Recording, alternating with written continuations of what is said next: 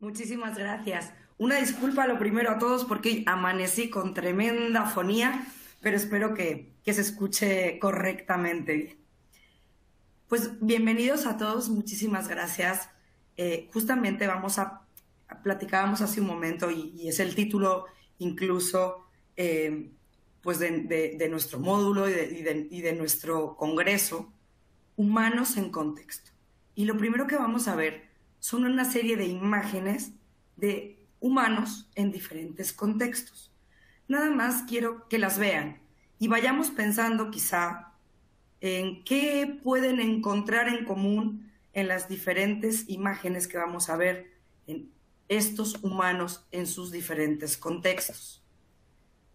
Por ejemplo, vemos una imagen de Palestina, México, Siria, Irak, Madagascar, una imagen reciente de la guerra en Ucrania, una imagen de Estados Unidos, Japón, y seguramente ya han ido identificando diferentes elementos que tienen en común. Lo que es evidente es que son contextos realmente diferentes, tanto geográficamente hablando, como de nivel socioeconómico, como contexto cultural, social, del momento histórico que están pasando. Y esto me sirve de introducción para comenzar a hablar del contexto actual en el que están viviendo nuestras infancias, independientemente de que se encuentren en Japón, en Madagascar o en México o en cualquiera de los otros países de nuestra amada Latinoamérica.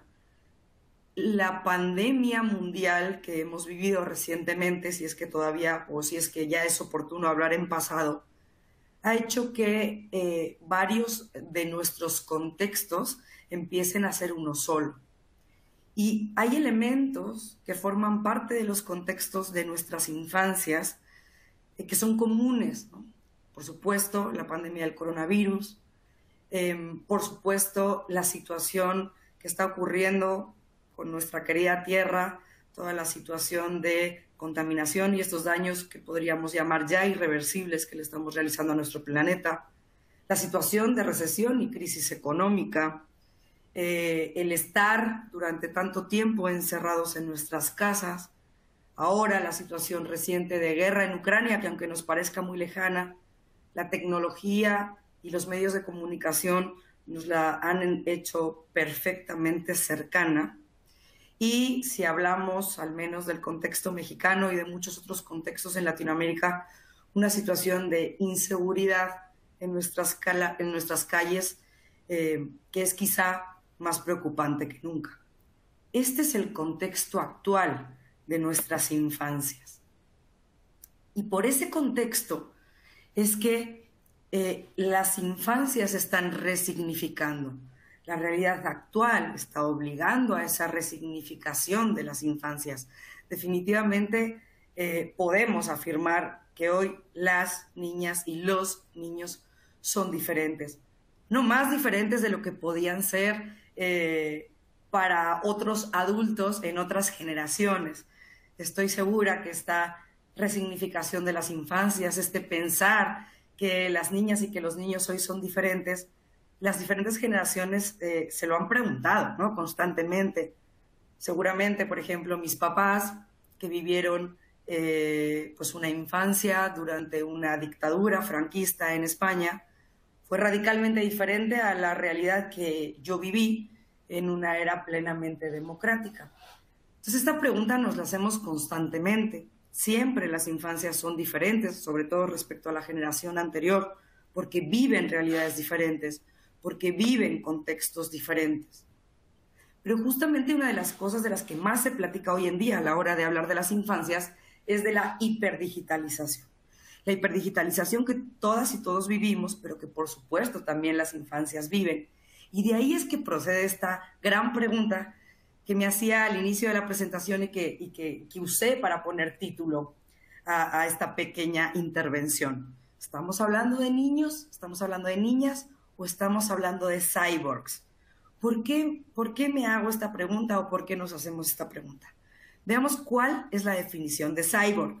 Un cyborg es una criatura compuesta de elementos orgánicos y dispositivos cibernéticos, generalmente con la intención de mejorar las capacidades de la parte orgánica mediante el uso de la tecnología. Claro, no podemos decir en el sentido literal que ya estemos hablando de cyborgs. Bueno, más o menos, ¿no? Si no recuerdo mal, por ahí de diciembre de 2020 ya empezaban a aparecer las primeras noticias que nos hablaban de que habían encontrado microplásticos en placentas humanas y que las investigaciones que se habían derivado de estos descubrimientos ya nos advertían de que sus sistemas inmunitarios podrían empezar a reconocer lo inorgánico como parte del cuerpo humano.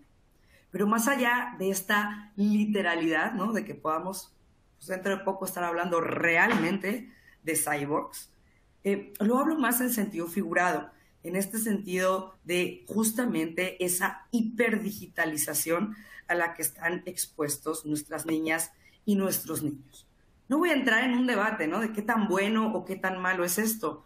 La realidad es que vivimos inmersos en este contexto y seguramente muchas y muchos de ustedes estarán preguntándose, bueno, ¿qué tan hiperdigitalizado puede estar un niño o una niña en una zona rural o en un nivel socioeconómico de base bajo, ¿no? Estamos hablando quizá en base de la pirámide. Es un hecho que esos microcontextos van a determinar qué tan hiperdigitalizados estén, pero también es un hecho que la digitalización y la inmersión tecnológica nos está llegando en mayor o menor medida a todas y todos y, por supuesto, a todas y todos los niños. Más allá de estos planteamientos de qué tan buenas son las pantallas para los niños, qué tan bueno o malo es el juego digital, qué tan bueno o malo es que estén tan conectados o tan hiperconectados, que seguramente habrá muchas opiniones al respecto. La realidad es que es el contexto en el que vivimos y que la digitalización y todos los dispositivos cibernéticos a los que nuestras niñas y nuestros niños tienen acceso sí están mejorando las capacidades de las infancias, un poco como nos decía esta definición de lo que es un cyborg, ¿no? ¿Por qué está mejorando las capacidades de las infancias? Porque el juego digital permite el desarrollo cognitivo, porque el juego digital permite el desarrollo del vínculo vista-mano, y eso permite además también con los joysticks o con cualquiera de los elementos que utilicen para jugar, por ejemplo, favorece la motricidad fina. Definitivamente también desarrolla la representación de los roles sociales y permite la socialización en diferentes esferas, no solo jugando conectados, por ejemplo, con otros niños y con otras niñas a través de las redes, sino también hablando, por ejemplo, con sus papás de los juegos que han realizado. El día de mañana, de hecho, tendré a mi compañera de México, de Brain, Laura Rubalcaba, que nos hablará largo y tendido de estas generaciones, las que casi todo tienen a un clic de distancia, ¿no? Entonces, definitivamente esta digitalización, estos dispositivos cibernéticos a los que están teniendo acceso, este juego digital, sí están mejorando las capacidades de las infancias. Ahora bien, no solo hablo de si tenemos delante de nosotros niños o cyborgs por este contexto de hiperdigitalización, sino también porque son tan diferentes que nos cuesta entenderlos. ¿Cuántas veces no nos habremos dicho no entiendo a los niños de hoy en día? Pero reitero, esta misma pregunta estoy segura de que todas las generaciones de adultos se las hacen respecto a la generación de niños inmediatamente inferior. Pero es un hecho que son diferentes. ¿Y cómo son las infancias de hoy? Son hiperinformadas, están hiperestimuladas, son altamente sensibles. Como hemos escuchado en muchas ocasiones, seguramente lo han escuchado, pues cada vez son adultos chiquititos, ¿no? También hablamos mucho de la adultización de las infancias. Esta situación que están viviendo, estos contextos que están viviendo, están haciendo que estemos hablando, que estemos frente a infancias cada vez más solas, y quizá lo más importante o lo más alarmante en este sentido es que son infancias angustiadas, claro, son niños y niñas que están escuchando exactamente cuántas bombas están cayendo en Ucrania, o que están escuchando cada día, o que estuvieron escuchando cada día cuántas personas se morían por el coronavirus, ¿no? Están tan informados y cada vez con menos filtros que definitivamente eso les genera angustia, pero también son infancias más conscientes, más empáticas, mucho más incluyentes que otras generaciones y, como nos han demostrado durante estos largos años de pandemia, increíblemente resilientes.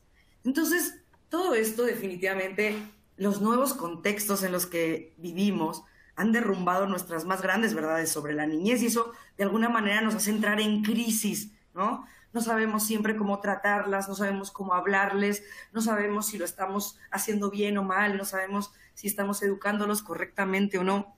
Pero como todos los cismas, como todos los choques, como todas las crisis, definitivamente pues abren una ventana de oportunidad, ¿no? Y la oportunidad que tenemos delante de nosotros es justamente reinventar nuestra interacción con las niñas y con los niños. Todo el módulo de hoy y todo nuestro congreso justamente vamos a estar hablando de los contextos, y hasta ahora yo les estaba hablando de la importancia tan relevante del contexto, porque ¿qué hace el contexto? El contexto da sentido al objeto o al sujeto del que estemos hablando. Y en este caso, ¿quién es nuestro sujeto? Nuestro sujeto son las niñas y los niños, ¿no? Entonces, las infancias son como son por y en función del contexto que están viviendo. De ahí la relevancia justamente de esas nuevas realidades. Pero esto, que quizás suene a obviedad, es algo que constantemente se nos olvida. Y es que, por muy importante que sea el contexto, no podemos olvidarnos del sujeto, ¿no? Y dirán todos, claro, obvio, ¿no? Es que justamente lo que hace el contexto es dar sentido al sujeto, claro.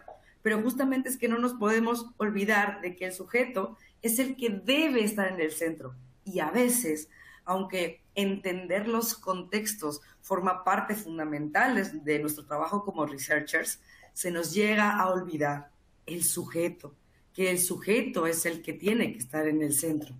¿Y eso qué significa para nosotros? Para lo que les quiero transmitir el día de hoy. Pues significa que sí, que las niñas y los niños de hoy son diferentes, pero sobre todo y ante todo, siguen siendo niñas y niños. Y volvemos, ¿no? Seguramente estarán pensando, pues qué obviedad, estamos hablando de niñas y niños. Claro que son niñas y niños. Reitero, se nos olvida. Estamos todo el tiempo pensando en cuáles son los contextos que están viviendo y se nos llega a olvidar cuál es la esencia de nuestro sujeto. Y las niñas y los niños, independientemente de los diferentes contextos sociales, culturales, socioeconómicos, geográficos, históricos que estén viviendo, sí tienen elementos que forman parte de su esencia. Y entre ellos están las necesidades y las demandas de las infancias. ¿Y cuáles son esas necesidades y esas demandas de las infancias? Aunque estemos hablando de la niña que veían en la última foto de las iniciales que les puse, que estaba feliz sentada en las piernas de su mamá con un dispositivo electrónico y riéndose con ella en una casa de Japón, así como si estuviéramos hablando del niño que veíamos o de los niños que veíamos en una calle devastada de Irak. Pues son la contención, la estructura, la socialización, el cariño, la protección, las experiencias sensoriales, tocar, sentir, oler y, por supuesto, el poder fomentar y utilizar su imaginación. Y si esto lo llevamos a un concepto un poco más amplio, estaríamos hablando del juego. Sobre todo, juego. Si hay algo que sintetiza la esencia de la infancia, es justamente el juego. El juego con sus papás, con sus mamás. El juego con sus pares, es decir, con otras niñas y con otros niños. El juego digital, por supuesto, pero también el juego analógico. Siempre el juego. ¿El juego por qué? Porque el juego justamente es lo que logra desarrollar o generar estos desarrollos cognitivos en la infancia, en ese momento en el que están de su desarrollo, tanto físico como social. El juego potencia la socialización, el juego desarrolla habilidades cognitivas de reconocimiento del mundo, de los otros, fomenta el seguimiento del aprendizaje, de las reglas, alimenta y alienta el pensamiento reflexivo y, por supuesto, es lo que impulsa la imaginación. Entonces, aunque lo reitere, aunque lo diga muchas veces, no me voy a cansar de decirlo, porque es verdaderamente el mensaje que yo hoy les quiero dejar a todos ustedes. Niños diferentes sí, niñas diferentes sí, pero niñas y niños al fin y al cabo. Y para construir y para tener mundos mejores, necesitamos ser consciente de las dos caras de la moneda, del sujeto y del contexto, de que son niñas y niños diferentes, pero niñas y niños al fin y al cabo. Entonces, una vez entendido esto, necesitamos entender también que esa construcción de las infancias del futuro es una responsabilidad que compartimos todas y todos, ¿no? Los padres y las madres de familia, por supuesto. ¿Cómo? No invadiéndoles, porque viven nuevos contextos, pero sí cuidándoles y conviviendo significativamente con ellos. La escuela, como no, aplicando criterios flexibles, lúdicos, socialmente justos de la educación, entendiendo las nuevas habilidades, entendiendo las nuevas afectaciones que han generado los nuevos contextos en los que están viviendo. Los medios de comunicación, las redes sociales, por supuesto, ¿no? Responsabilizándose sobre todo de los contenidos que están proyectando y están compartiendo con ellos en las pantallas a las que habitualmente están conectados. Las marcas, sin duda, ofreciendo productos, servicios y comunicación orientados a estas nuevas infancias, pero sin olvidar que son infancias, ¿no? Y por supuesto, pues las niñas y los niños, que nunca tenemos que olvidar que ellos y ellas son los agentes activos de la construcción de sus propias vidas.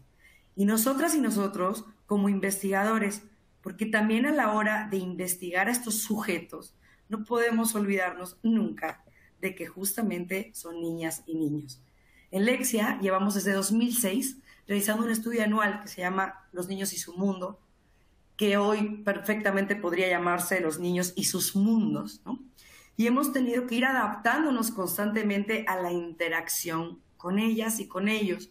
Y la pandemia fue un reto para nosotros, porque nuestras herramientas especializadas de investigación en niños tuvieron que migrar a las plataformas digitales y tuvieron que traer a la mesa todos estos dispositivos tecnológicos y esta hiperdigitalización también llevarla a nuestras formas de interactuar con estas niñas y con estos niños.